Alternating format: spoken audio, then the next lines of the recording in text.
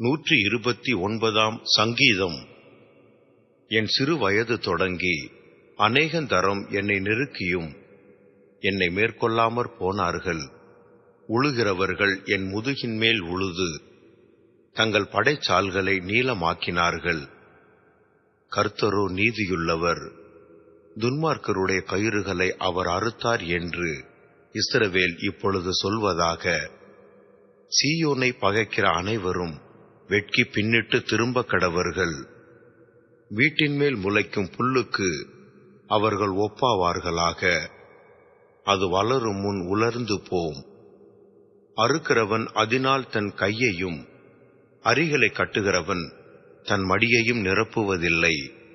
கர்த்தருடைய ஆசீர்வாதம் உங்களுக்கு உண்டாவதாக. கர்த்தரின் நாமத்தினால் உங்களை ஆசீர்வதிக்கிறோம் என்று வழிப்போக்கர் சொல்லுவதுமில்லை.